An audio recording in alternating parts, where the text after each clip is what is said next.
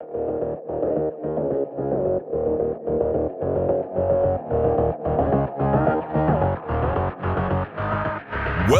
to The Real Deal, where it's all about businesses in central Massachusetts and northeastern Connecticut.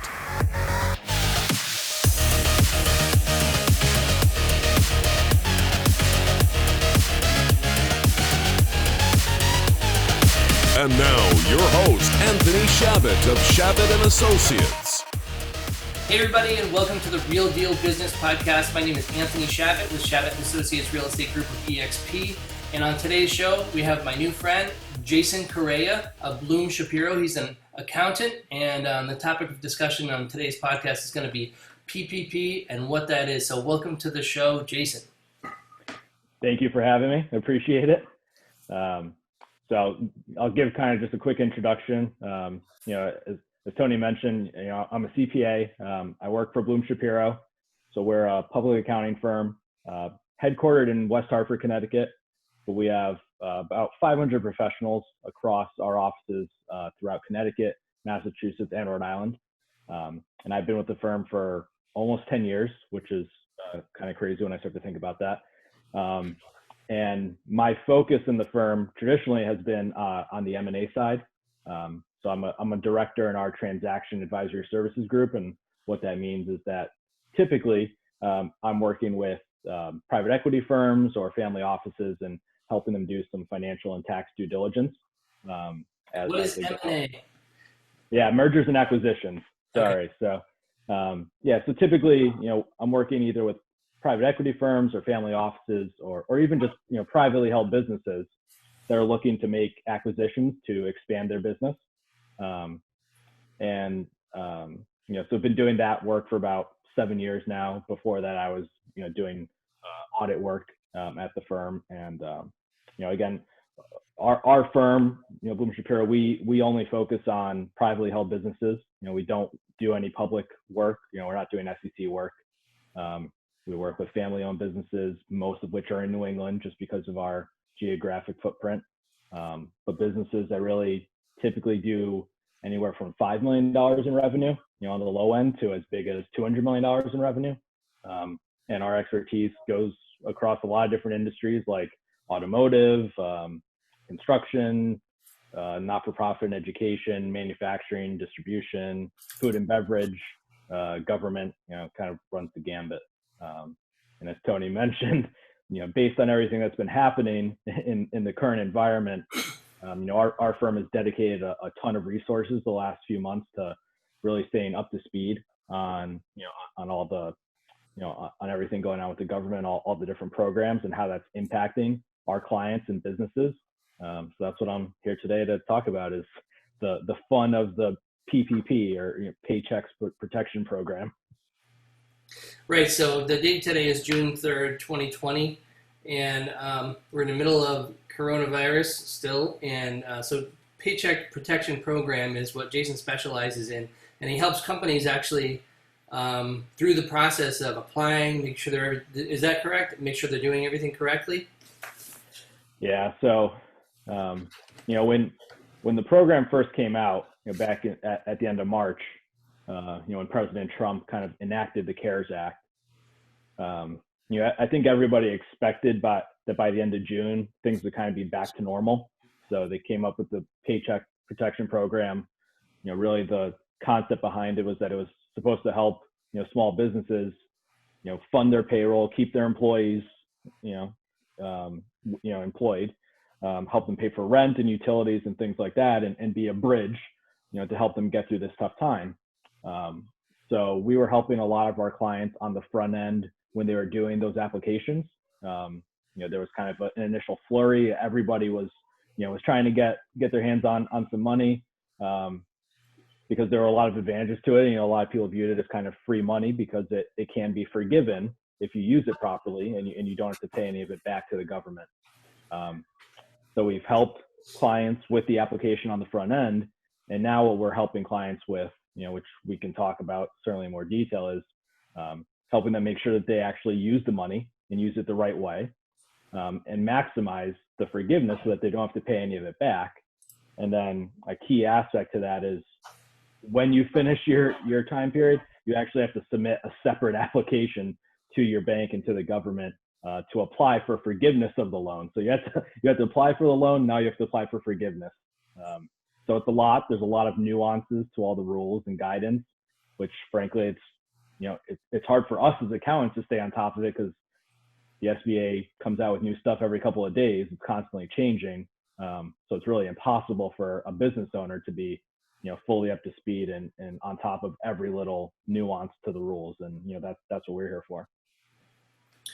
All right. So, well, I know a lot of business owners that own restaurants in particular, and they have been completely shut down in Connecticut up until May 20th. And that's when they started rolling out the outdoor dining, from what I understand.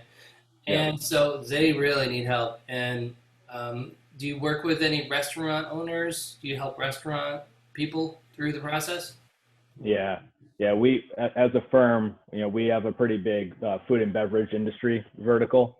And I've actually, I've talked to a number of restaurant owners in the last couple of weeks, even some that frankly weren't clients and aren't, in the Northeast, but reached out because they saw some of our webinars or some of the other tools that we've been kind of releasing on our website. And just like you said, the struggle that they're all facing is, they've been closed. They had to apply for these loans, back in April to try to get the money. But they got the money, frankly, before they could actually spend it. They were closed. They couldn't really bring back their employees. And now one of the biggest struggles that they're having is, one of the biggest questions they're asking me is, how do I actually go about bringing back my employees? Should I, rehire them if I don't actually have work for them to do? If I, because otherwise they're concerned that they're not going to be able to use the money, that they're just going to end up wasting the loan and having to either give the money back to the government or having to repay it because they can't use it properly. Right. So, restaurants is one of the focuses that's one of the industries that I'm sure has been hit probably as hard as anybody else. But what other industries have been hit really hard that you're seeing? Yeah, it's been a lot of the industries that were deemed as non-essential. So obviously, restaurants for a while some of them were able to stay open and do takeout, but they were hit hard. The hospitality industry has been hit hard. A lot of medical practices that kind of weren't deemed essential. So things like dental practices, dermatology, kind of other specialties that were deemed more elective and non-essential. They were hit hard. Anything travel related. And then there were a decent amount of even manufacturers that, even if they were allowed to be open in the beginning, God forbid any of their employees actually got sick and had COVID, they had to shut down because they had to quarantine their employees for at least 2 weeks, re-sanitize their entire warehouse. And, so I'd say a lot of the non-essential industries were really hit hard because they had to be forced to be shut down. But a lot of other industries were hit hard, even if they were allowed to be open, because again, sometimes they had people get sick, or sometimes they had employees that didn't want to work. They refused to work because they didn't want to put their health at risk. So they had employees voluntarily saying that they wanted to stay home. I heard actually some of the surprising things that you would not consider an elective surgery, but I guess if it's not life or death, it's not essential, right? So because like somebody was saying that I heard it on another podcast, I think, I can't remember which one, but they were saying like, you might need a heart, some sort of a surgery on your heart to correct a situation, but it's not like you're dying immediately, but you need to get it done, but it's not considered essential, even though it's pretty serious. So a lot of things were affected.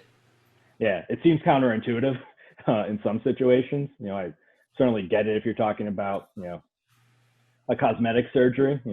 I know somebody that needed to have shoulder surgery and they were told, no chance, that's not life or death. So you're going to have to wait to have, your rotator cuff surgery until after things reopen. But things like heart surgery, I don't know how you draw a line between that being, essential and non-essential.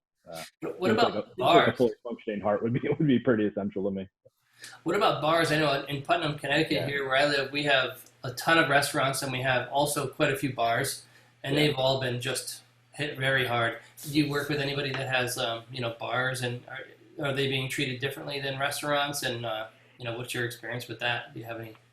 Yeah, the ones that we've worked with kind of fall into a similar category to restaurants, and that they were probably hit even harder because at least some restaurants were allowed to stay open, and Pick up, right? we're doing takeout. They obviously didn't have a full staff; they didn't need to because they didn't have volume, but at least they were still operational and could have some employees. But Right. ours couldn't be open at all. It's not like you can do, Right. I know some liquor stores were delivering. It's not like you could, you can call up a bar and say, can I have, a Tito's and soda to go, please? That would have been nice, actually. I wonder if quarantine might have been easier to tolerate for everybody if that had been possible. I know. It's so nice to be able to go out now a little bit in Connecticut. I know Massachusetts still isn't opened up, but Connecticut over here in Putnam, it's almost like it's all outdoor dining, but it's so nice to just be able to go and get food at a restaurant, and actually it's really cool to go outside and get food too. And everybody I talk to is saying, let's hope that they keep it like this so that you can reign having the outdoor dining, because it's such a great improvement actually of the restaurants that never had access to it before because of the emergency. Now they have outdoor dining, and it's like, man, we don't want to give this up now that we have it. It's like, just let us keep it. If we can make that happen, that'd be great. Yeah, I know. It's funny you say that because in West Hartford, I've heard rumors that they're considering shutting down LaSalle Road, which is right in the center of town, like right off of Farmington Avenue and Main Street. Mm-hmm. And it's always been a road that, frankly, doesn't have a lot of traffic, but there are a ton of restaurants there. And a lot of the restaurants in West Hartford Center don't have space for, outdoor dining. Or if they do, they have a couple tables, but it's just hard because there's just not enough space. And if they shut that down and allowed restaurants to, use the road to set up tables for more outdoor dining, I mean, people would flood to the center because, again, people would be more comfortable going out in those situations, and it would help the restaurants kind of get back on their feet. So I'm hoping that gets approved. It'd be a nice change. So how does somebody get started to apply? What's step number one to apply for a PPP loan? What is a PPP loan? I guess that's what we start with. Yeah. So the PPP loan, like I said, it was kind of set up with the premise in mind that it would help companies cover their payroll costs primarily, and then a few other categories of costs like rent, utilities, and interest on their mortgage. Those are kind of the big broad categories. And in order to apply, what companies had to do is, most companies went directly through the banks that they were working with. If they already had some sort of financing with the bank already, or even if they just had cash accounts, it was easier to work through a bank you had an existing relationship with. But you basically had to fill out an application and do a pretty straightforward calculation that calculated what your average payroll was for 2019. And basically, at a high level, what you could do is you could get a loan for two and a half times, roughly the equivalent of 2.5 months worth of your payroll expenses. So that's kind of how they came up with, kind of how you could get to your loan amount. It had to be under $10 million. That was the cap. You couldn't get a loan above $10 million. But you had to kind of fill out this application, certify that all the information was accurate, send it to your bank along with payroll documents and other information so that they could kind of validate it. And again, early on, this was a nightmare because all the banks were trying to figure this out on the fly, and there was just such a frenzy of people applying for this that the banks couldn't get through the applications in time. You had some people filling out the applications and not hearing back for weeks on whether they had even been approved, and then not actually getting the funds from the government, for another week or two, which is why they ended up kind of approving a second round of funds through the government, because they went through, the first I think it was, 300 something billion dollars. They went through it in a matter of weeks. Wow. So what's step number one for the application process? So you guide people through the process right from beginning to end, or how does that work? So are you talking about kind of the initial application to get the loan, or the application to get it forgiven at the end? For the loan itself. Yeah. So we helped a lot of our clients with that application on the front end. Again, it wasn't wasn't overly complicated, but it was something that everybody had questions on and certainly wanted to make sure they were filling out properly. So for a lot of our clients, we kind of walk them through, line by line on the application, what it meant, what information should or should not be included. There's specific rules around what parts of payroll you can include, and all of the employees are capped at $100,000 of annualized salary. So any employee above that, has to get capped at $100,000 when you're doing this calculation. There are a lot of nuances like that, again, people reach out to us with questions, and we were happy to kind of walk them through that and look over the application before they send it to their bank just to make sure it was filled out properly. So who is eligible? Like, if there are maybe 10 different categories of businesses that I could come up with off the top of my head, are there certain categories that are eligible and certain categories that aren't? Or who are you most working with? Which categories? Yeah, so the good thing is almost everybody is eligible. You're eligible if you're a for-profit business, if you're a nonprofit, if you're a tribal business. Really, there are only a few restrictions. One of which is you have to have 500 employees or less. If you have more than 500 employees, you're not a small business under this guidance, so you can't apply for a loan. Mm-hmm. So that you may have heard in the news. I think it was a month or two ago. Some of the bigger companies were getting flack because they applied for and actually received some of these loans. Companies like Ruth Chris got a loan, and the Lakers got a loan, and ended up giving back the money. It's like, you're not a small business. You don't need the loan, but B, you don't really qualify as a small business. Mm-hmm. So really, it was 500 or less employees. Your employees have to be U.S. residents. That has to be their primary residence. Those are really the main restrictions to apply for a loan. So pretty much anybody could apply. The only other major kind of caveat that they've probably been more strict on since the initial applications is that and this came up because of the news that the Lakers and Ruth Chris were getting loans, is they kind of came up with this idea that you had to certify that you actually had economic need for the loan, and some sort of uncertainty. So they didn't want people applying for the loans and getting money if they didn't really need it. It's a pretty slippery slope. It's pretty hard judgment call to make there, because frankly, back in March, none of us had any idea how this was going to play out, and even now we don't know what the next couple of months are going to bring. So it's a hard concept to really police, so to speak. But that was really one of the only other requirements, was that you had to feel like you actually had a need for the loan when you applied. That was one of the kind of boxes that had to be checked by the business owner to certify the application. So what is is there an online application that you have to fill out for it, or is you don't remember what the web address is for that? I don't. It's on the SBA's website. And I could certainly send you a link, but most FBA? Sorry, the SBA. SBA, okay. Yeah. Small Business Association. Small Business Administration. Administration, right? Yeah. So a lot of companies got the application directly from their lenders. A lot of banks, took the SBA application and basically set it up on a portal on their website so that their customers could just apply directly through their site. That's probably what most companies did. Is they applied directly through their bank. There were even some banks that were taking on applications from non-customers. Mm-hmm. They had the funds. And frankly, right now there's still funds out there. So the applications have slowed down quite a bit because of some of the rules around the forgiveness. And I think a lot of people are concerned that they don't want to bother applying for the loan because they don't think they're actually going to be able to use the money.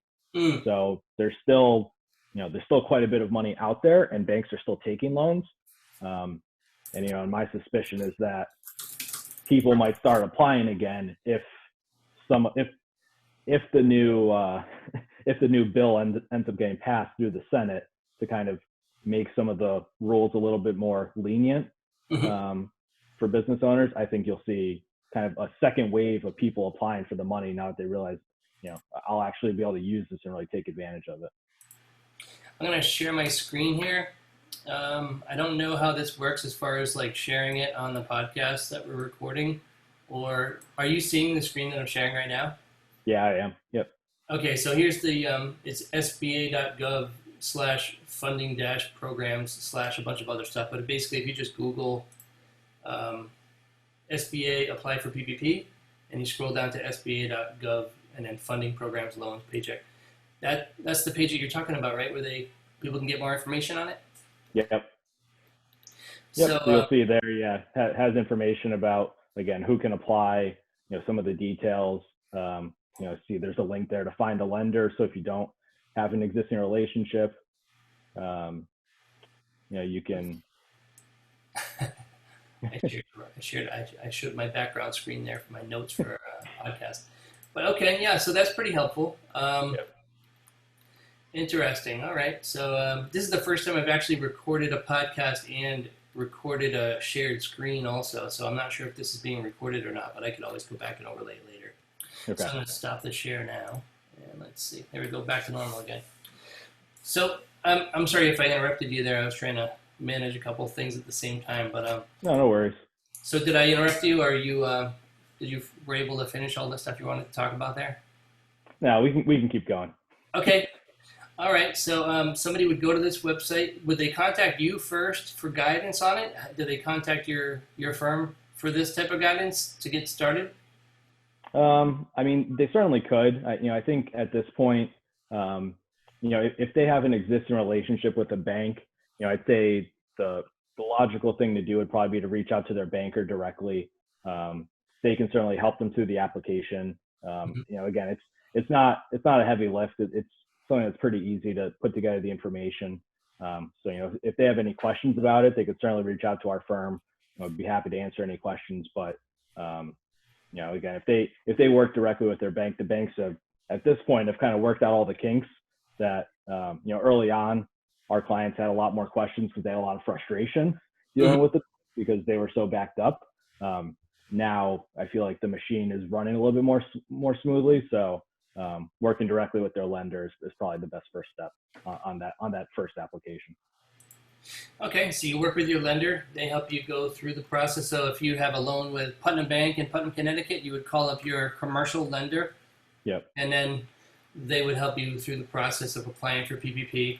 And then once that process starts, how long does it take to get a response back from SBA?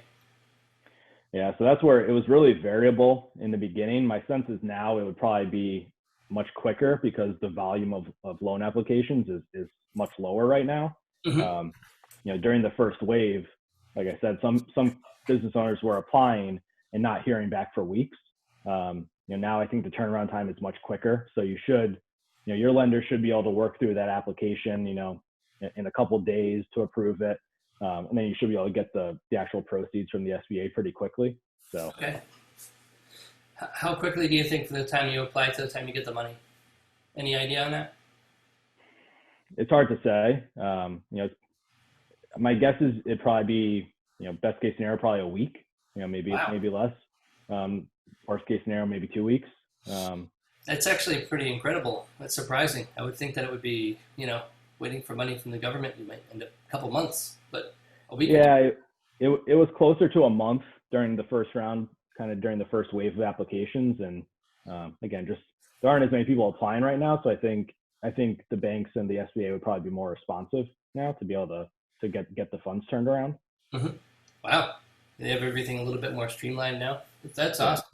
So now we go to the part of the conversation where, do you specialize in applying for the forgiveness? Or did you say that to me, that's kind of where you focus? Yeah, that's definitely my focus right now. And again, it's mainly out of necessity. Most of the companies that we've worked with, already sent in their applications. Most of them got their money in early to mid-April. So when you start to think about it, the way the guidance was originally written is you have 8 weeks to spend the money that the government gives you, 56 days, right? So most of these companies are nearing the end of that 8-week window. Most of them have a week or two left. I have some clients who, got the money during the second wave of funding in, early May. So they still have, 3 or 4 weeks left. But because most business owners have the money, now their big questions are, how do I make sure that I spend it? And what can I spend it on? And how do I make sure that when I spend the money that I don't have to pay any of it back to the government? I want to make sure I maximize my forgiveness. And this really turns out to be free money for me that I can use Really. and not have to pay back. So that's definitely my focus right now, is helping companies with any of their questions related to that piece and helping them through that calculation. I didn't apply for any of this because I'm primarily a real estate agent and a real estate photographer, and I pretty much just kept doing everything the way that I've been doing it anyway. Because usually when I go to do photos for a house, there's either just me and the other real estate agent there, or nobody there typically, and I wear a mask and gloves. And then real estate was never shut down, so we just would go in masks and gloves everywhere. Yeah. And so I probably couldn't have applied as a real estate agent, right? So you might have been able to, because if you're employed through, I guess it probably depends on exactly how your employment agreement works. If you're self-employed, you could apply, like kind of if you really are kind of a sole practitioner. If you're an employee of kind of a bigger real estate group, then no, you really can't apply. So it kind of depends on how you're actually getting your W-2. If it's coming from Chabot Industries and you're really the owner and president of that company that you're getting your W-2 from, you probably could apply for a loan. But again, if it's coming from a bigger entity where you're really an employee, then no, you can't. Okay, yeah, that was kind of what I figured. I am an independent business, but at the same time, I really wasn't affected by it for the most part financially. Yeah. Thank God. What do you think as far as anybody that hasn't applied yet? Have they missed the boat?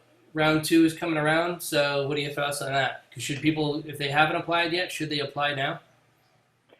So my thought is, if you haven't applied yet and you're in an industry, like food and beverage, like if you're a restaurant group or you're a bar, and you're in a business that is starting to reopen, I would still seriously consider applying. And the main reason I say that is because, a bill passed the House last week that had proposed a bunch of major changes. It's in the Senate right now. And we should probably get, kind of a final ruling in the next week or two. But the biggest piece of the legislation that they're proposing is to take that 8-week window and extend it to 24 weeks. Wow. So if you haven't applied for a loan yet and you think you might need it, personally, I think that the likelihood is fairly strong that 8-week window is going to get extended. It may not get extended to 24. They may meet somewhere in the middle. I'm hearing that the Senate is pushing for 16 weeks, but that's still double the initial runway. So again, if you're a restaurant that's just now starting to reopen and you didn't apply for a loan because you were worried that you weren't going to be able to spend it by June 30th, well, if you're all of a sudden going to have now till August 31st to spend that money, it makes a lot more sense to apply because it's actually going to help you during the time period when you really need it, when you're really trying to get back up to full speed. So it's probably something worth monitoring. Actually, to think about it again, it has affected me in that extensions. So like a ton of extensions for real estate closings. So the process that would normally take 45 days is typically taking me now, I would say, I'm on one that we're on our 3rd extension of 2 weeks. So it's like 6 weeks more. It's double delay. So instead of 45 days at 90. Yeah. So actually the delay in the closings and then also the delay on the new listings that are coming on the market, people have been putting that off too, which, eventually they'll come on, but they were slower to come on. And so actually it kind of spread around. When it comes to real estate, typically the spring market is crazy. So it actually kind of like tempered that a little bit, I think. Yeah. So in some ways it actually made it a little bit more manageable for me, which is kind of a good thing in a way. But putting off the closings was not a good thing. Yeah. Because anytime you have to put off a closing, it's always a bad thing because more problems can present themselves and, financing issues. And who knows what's going to happen. The roof is going to fall in and next thing you know, the buyers don't want to buy it or something like that. So, right. Worst case scenario. But, anytime, just want make that window as short as possible. So, anyway. Right. So you help people with the process of the forgiveness. Do you think there's any possibility that people are not going to be, there's going to be some people out there that got these loans and they're not going to be forgiven? Yeah, absolutely. So there's definitely going to be some of those situations. And I think the major kind of culprit for that is a couple things. One, it could be that their business, again, needed more time to ramp back up. So there's no way they're going to be able to spend all the money. Mm-hmm. The other concern that I'm hearing from a lot of people is, within the guidance, one of the key provisions is this concept of your full-time employees. So when you applied for the loan, you had to calculate what the average number of full-time employees that you had was. Mm-hmm. And when you apply for forgiveness, you effectively have to show that you rehired employees to get back to kind of a benchmark of what your full-time employees were. And that's a major issue for a lot of companies in a lot of industries, like restaurants that we talked about. How can they possibly rehire their employees when they're closed? So one of the issues is, even if you spend the money, you have to do a calculation to verify that you got your full-time employee headcount back to that number. And if you didn't, it's going to reduce your forgivable portion of the loan by whatever percentage you're short. So for some people, they may spend all the money, and if they fell short of bringing back their employees by 5 employees, but if that's 15% of their headcount, they're going to have 15% of their loan that they're going to have to pay back because they didn't bring all their employees back. So there are a lot of key provisions like that come into play. Even if people are able to use the money, that they still need to be aware of to make sure that they don't have to pay the money back to the government. I have another friend that owns a veterinarian office, and he actually has a PPP loan, and he was kind of trying to figure out this process too. So I'm kind of curious if you might have spoken with him, but probably not. But you are in Connecticut. How many people do you think you talk to about this every day? You talk to 10 people a day, 100 people a week? What do you think? I'd say in the last 2 weeks, I've probably had somewhere between 8 and 10 phone calls a day, and that's just me. There's a pretty sizable group of folks at our firm. We're certainly reaching out to all of our clients and kind of talking to them about this and helping them. But I'd say I probably get 3 to 5 calls or kind of emails via web leads every day from people that don't work with our firm, but again, have seen our webinar, or we developed an entire toolkit that people can use to do the forgiveness calculation, which is free and is available on our website. And a lot of people are downloading that toolkit and then reaching out with questions. So what is that actually? What is that web address? Can you share that? Yeah, I can. So let me pull it up on my screen, and then I can try to share my screen.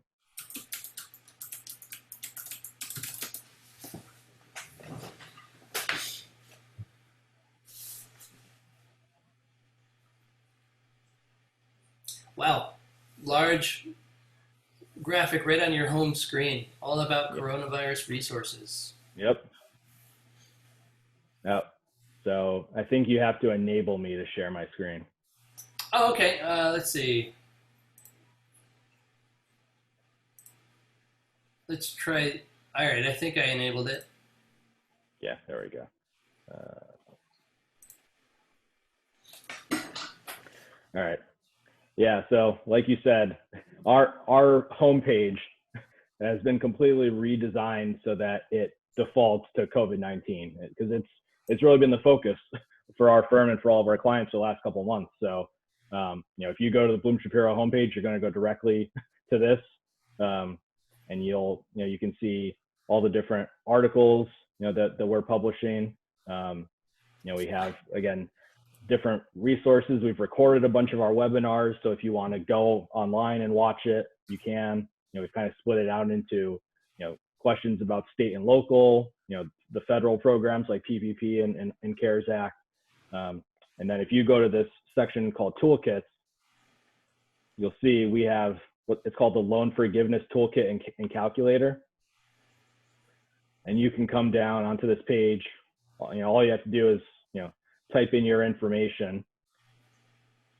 That's just so that the firm has kind of record of who's been downloading it.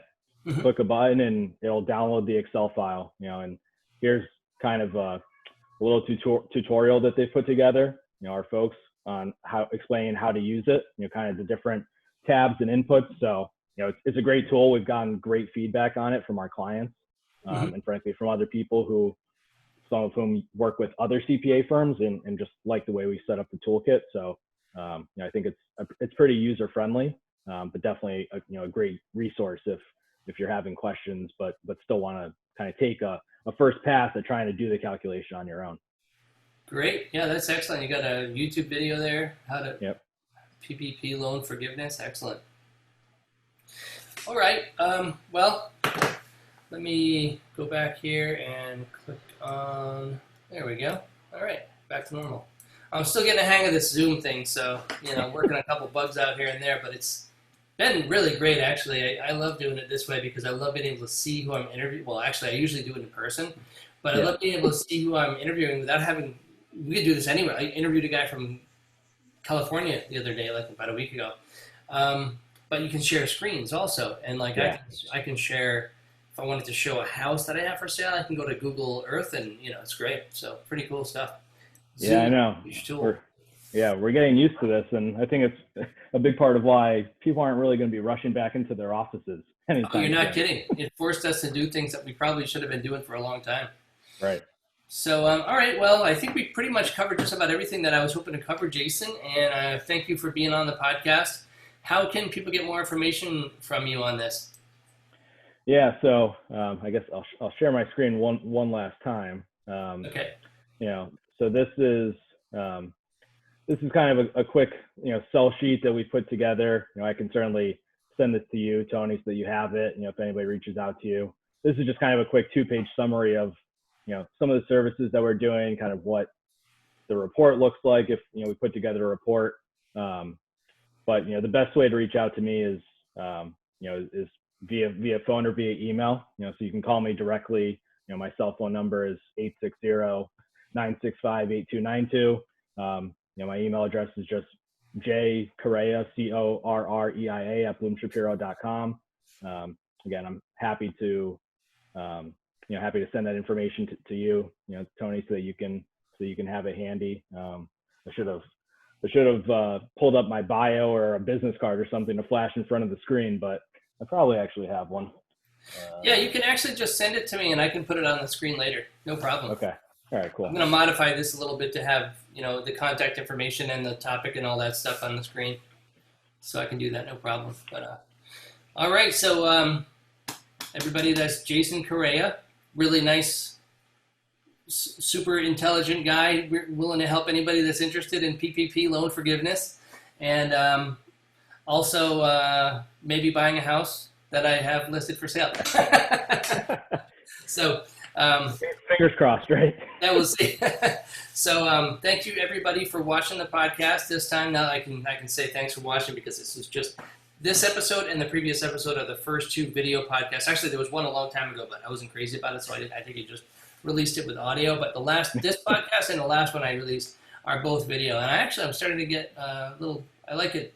I like the ability to share the web pages. Really, that's the primary focus on the video podcast. Otherwise, you're just looking at my bald head over there, and whoever. Yeah, I don't have too much hair either. So, so thanks everybody for listening and watching to the Real Deal Business Podcast. My name is Anthony Shabbat with Shabbat and Associates Real Estate Group, and if you need anybody to help you through the process of a PPP loan, how can they reach you, Jay? Yeah, so just reach me via email or via phone. I'll share my contact info with Tony. But just reach out anytime. Available, and we'll make the time to to connect with you and help you out any way we can. All right, thank you so much for being on the podcast, Jason. I am going to end this one, and I'm going to give you a call back in a couple of minutes anyway. Sounds good. All right, thanks for having me. All right, thanks everybody for watching, and we'll see you next time. Have a great day.